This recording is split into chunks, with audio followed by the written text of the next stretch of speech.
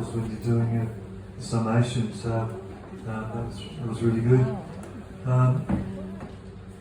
If we have a chance, I'll ask you about the process a little bit later, but we need to sort of, being conscious of time, get feedback from each of the groups. So I know each group's had a person nominated to be the talker for that group. So who was Green Group's nominee for? That would be me. That would be you, Roger. Okay. You just stay there. Stay there. Go in the circle. Just read out. Just what you've got. This is your ideas. It's not. Testing. Thank you, Chair. One of the interesting things, I think one of the learnings is actually sitting there in a group of however many we were and seeing, what comes from people first. And probably, everything we'll say is repeated at the end, but it's what comes first it made me think anyway. So I'm going to start at the bottom, and hopefully Claire doesn't take offence that she put them around the other way. Common purpose, I think that's a common purpose, where we all thought common purpose was important. We expressed it in a couple of different ways. Basically, I think what we're trying to get to is the fact that we're all working towards the same thing. I think what came after that was the notion that we can all bring a different way of working towards something, which the two words I've got here are flexibility and diversity. Flexibility in as much as, the best laid plans of mice and men sometimes need a little bit of tweaking, especially when you find that you might be over-endowed or perhaps deficient in some particular area of skill that it would be really good to have on your committee.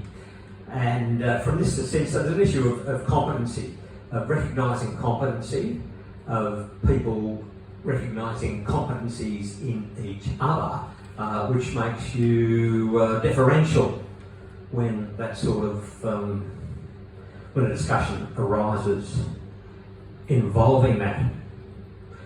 And then listening and communication, which of course is essential in that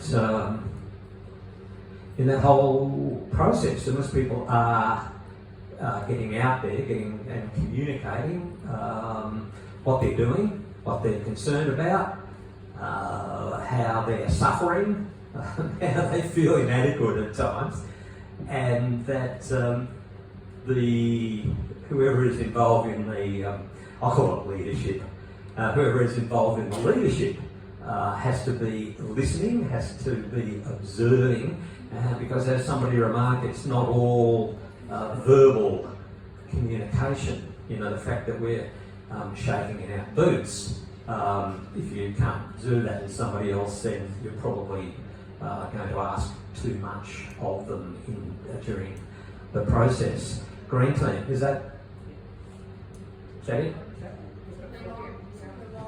Okay, there we are. Lady with the hat says that's good.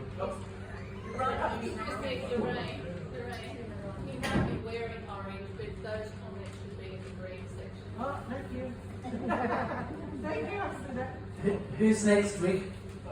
Okay, well, just pass it to the right to Wendy, who was the, who's going to talk on behalf of the Orange Group, but just obviously see that Ray's jotting down the points. Once you give the sheets to her later, anything she doesn't get down now, she'll fill out.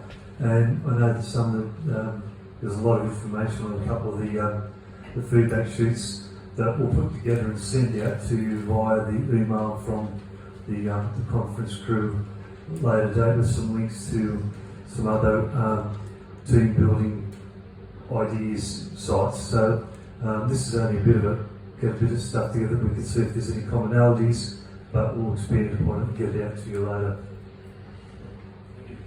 Thank you, Rick. So, from the Orange team, in no particular order, Communication was the first thing that came up very clearly, and in all its different forms, of course, both written. It has to be clear, it has to be concise, and it has to be ongoing. So we have to be communicating consistently so that we may know where things are up to. Active listening is important to make sure that we're paying attention to what everyone else is saying. Ensuring that we're working together collaboratively. And allowing everyone to be heard, making sure there's not a mouse somewhere on the team who doesn't get a chance to squeak, so to speak. Tolerance, understanding of everyone's different positions on things, part of active listening. And sharing information, so that you're not just sort of staying in your own box, but you're really communicating everything that is happening within your particular job or role with everyone else in the team. Then we moved on to, thank you, collaboratively working together. Now there were lots of different names for this. Yes? Oh, cooperatively. If I could read, that'd be dangerous. Cooperatively working together. Getting to know the skills of the group, as you implied before as well, making sure that we understand that if there's an expertise or a knowledge or an experience in any one particular area that we're working on as a team, that we take advantage of that and that we defer to those skills and the knowledges. The willingness to cooperate with one another. Having fun to make sure that it's an enjoyable process for everyone involved. To support each other, because things happen, people don't get things done on time, or there's illness in the family or some other reason why they can't complete what it was that their task or their chore, so to be there to support one another. Respect everyone's different roles, and to compromise when necessary, and that's going to happen a lot in a good team. And the last thing we talked about was leadership. To ensure that there is some strong leadership in setting goals, to make sure that we're all heading in the same direction for the same reasons with the same objectives. Delegating, so that we've got everyone's clear on what it is that they have to do, by when, empowering others to do their jobs and to get back to everyone else. Succession planning, to make sure that as you move forward, there are some plans of how this team is going to continue to operate, collaborate in the future. And this is a little bit out of order here, but following up, so when you're assigned a task or a chore or a responsibility, to make sure that it gets done, gets completed and reported back to the rest of the group that this is what we did and how and why. Thanks, that's it. Just pass it to Amanda. Yes, Amanda, who's doing feedback from the yellow group. Thanks, Amanda. Thank you. I think our assignment might have been slightly different. We have a very long list of words here, but brevity being the soul of wit, we reduced it to the most important three, being enthusiasm, cooperation, and respect. Those have all been mentioned. I don't need to expand on those any further. You already know those.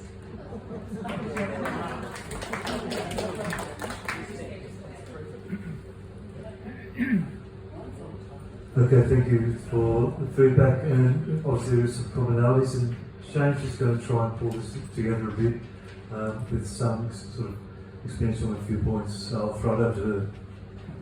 I'm going to do this with a little bit of help from my new U3A friends. So I'm going to come around and just give you a slip of paper, and it's going to run through with the microphone. We're just going to get you to read it out, because what we've done is, in putting this together, is hope that we've modelled good teamwork, solid teamwork. And we know we've only had a short period of time to actually go through something that's incredibly complex and depends on context that we're in and all of those sorts of things. But the bottom line is, every single person in this room is doing the very best that they can do to make the U3A in their area as inclusive and as effective as it can possibly be. And I think that's something that we need to leave here today feeling really good about. The commonalities that came out from the 3 sets of feedback were just amazing. And not only that, but the conversations in the group that I had and the friendships that were started or the links that were made is what U3A is all about. And to me, that's the ultimate teamwork. It's how we as people in a community that can sometimes be invisible actually aren't invisible to each other, and we're doing everything we can to shine that light on the fantastic things that we do. Okay, so do I have 10 friends in this room that I can ask to help me out with the wrap up of this session, please? I've already given one to David because as the head honcho, he needs to have one to start off with. Anybody else? I promise it's not hard. Could I make a brief comment on this? Yes. And look, I must admit, it's a brief comment on all those 3 covers, and I didn't mention it at my group, A, because I didn't think of it, and that's in 2 words. There's a role for productive dissent. Productive dissent, in other words, it's like teamwork and cooperation and all those nice things. Sometimes it's good, and I've been a dissenter occasionally, or other times I've had to face dissenters, and I think there's nothing like a dissenter, a productive and smart dissenter, who can make you and all the others really hone your arguments, and if sometimes, if you want to be the dissenter, I think you should be, A, because you're convinced, and B, at least let them think about whatever they propose. The only thing about it, at the end of the meeting, or end of the session, be yourself, join the others for a cup of coffee or a glass of beer. Don't walk off in a huff, but be part of the team in that sense, even though disagreeing on perhaps some big issue. Thank you, Hannah. That's really fantastic. I found some friends. So those people who've got a card, if you can just put your hand up and it will come round to you with the microphone.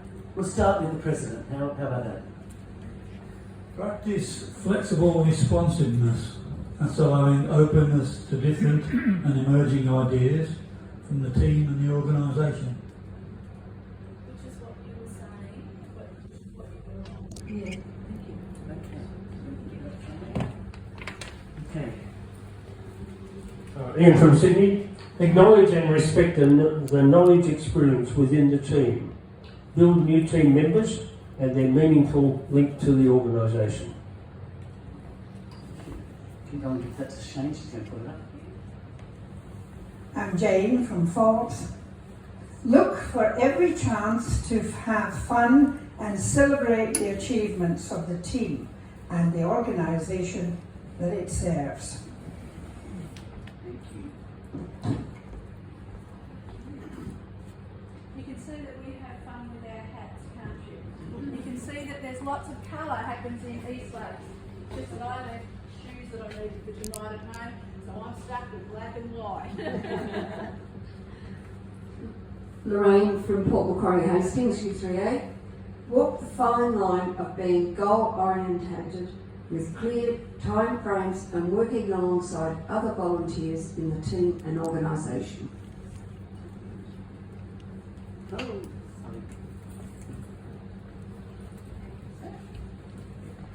To show respect for all by being inclusive of all voices and cultures within the team and organisation.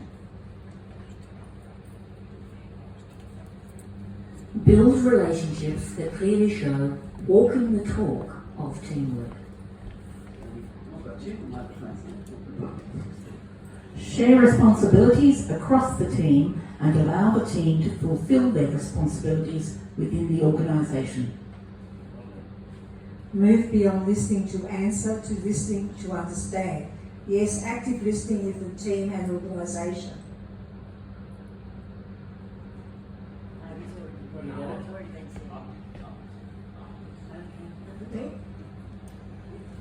Have collaboratively decided structures within which the team and organisation works.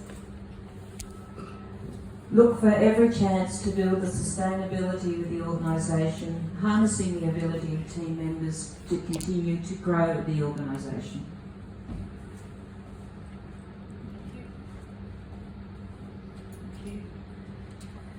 And that's pretty much in line with everything that's come up in the conversations that we had with our various groups. I'd also like to acknowledge that the process that we've been through this afternoon is something that's culturally appropriate and it's inclusive, and it makes sure that we are actually hearing all voices within the group. And I just want to thank you for what you have done during this session and the way that we've been able to unpack the things that are really important to us in each one of our U3As, regardless of where we are across New South Wales, whether we're Eric down at Shellhaven, or whether we are Wendy over at Lake Macquarie, or whether we are Roger, is that right? Up in the Northern Rivers, right spot too? Yep. Or whether we're Jeanette at Dubbo. Every single one of us are after the same thing. And I'd also like to thank you for the way that you've engaged in what we're doing, because culturally this is incredibly important to both Rick and I. And as a proud Gamilaroi woman, I'm incredibly proud to be a part of Eastlakes U3A and its inclusiveness. Thank you.